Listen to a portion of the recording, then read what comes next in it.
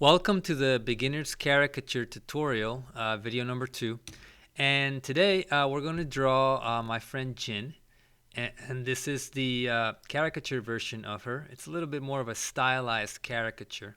And the reason for that is because today we're going to focus on expanding your visual vocabulary.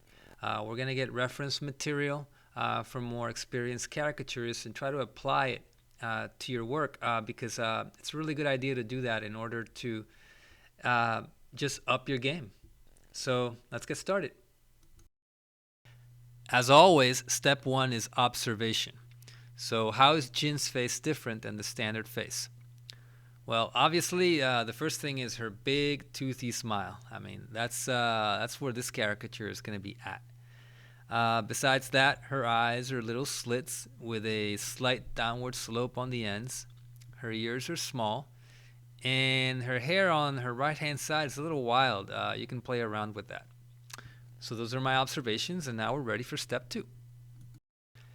In this tutorial, I'm focusing on expanding your visual vocabulary. So today, I'm recommending that as a beginner, you go to Google Images and look up caricature faces. Grab some caricature shapes like these from more experienced artists and see if you can combine them into an integrated caricature.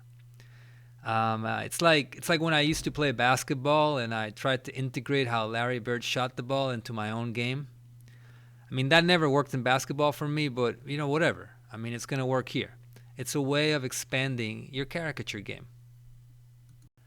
The first step is choosing a face shape for Jin. And at first I decided to try this shape, but after a quick little sketch I decided that I didn't like what I drew, so I finally decided on this one. So for step 2, laying down the foundation, I'm going to apply my observations about Jin, especially her big toothy smile, into the new face shape that I've learned. And now we're ready for step 3. Step 3 is applying the visual vocabulary that you have, the lines and shapes. As before, I'm using a Copic brush marker and a Staedtler fine point pen. First, I'm going to go over the foundation with a thick line from the brush marker and along the way adding a little bit of teeth protrusion. Now I'm going to take from the shapes library, starting with the nose. I didn't have much to say about Jin's nose from my observations, so I'm going to choose a relatively simple bulby nose for her. Now I'll take the eyes that look like slits, but without the wrinkles, because I don't want to make her look old. Now add a curl, and then just take the smallest ear from the library for Jin. Now, I'm going to spend time on the most important element, the mouth. The mouth that I chose from the library is not exactly like Jin's mouth, but I like how this artist did the teeth and especially the protrusion, and that's what I'm going to try to apply to my own caricature.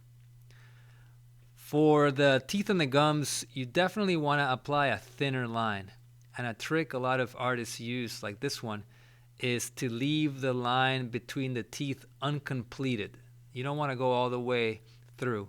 You just want to have it there as a suggestion. Add a little bit of shadowing and eyebrows. Now, from here on out, we're on the home stretch.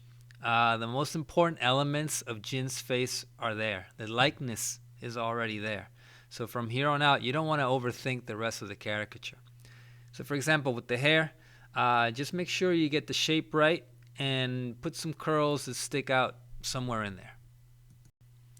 So just touching up. That's all I'm doing is touching up. I'm adding the neck and shoulders, making sure that they're not too big so that they don't detract from the smile. And then adding a few solid blacks for shadows around the mouth and head just to make those pop out. Adding the hairlines, just again, don't think too much about it. Just follow the path of the hairs, and the one principle that I try to keep in mind, because I'm no hair expert, is to not connect the lines and go from one end to the other. Start in one end and go to the other, and that should be good enough. Now, the last bit of touch-ups is adding a little bit of bags and eyelids under the eyes, which may or may not be a wise decision. It may be a sign that I need to stop drawing. And to finish, I'm going to add her accessories, her necklace. You want to add her bra line, and you want to add her earrings, as well as the arms, and just make sure you kind of wrap that up. And the very, very final step is that you want to use an eraser and get rid of all those pencil lines, so then you have the finished product. Looking at the work of more experienced artists and trying to apply their work to your own caricatures is a really good exercise to build up your visual vocabulary, and eventually you'll develop your own style. So I really hope you enjoyed this activity, and keep drawing.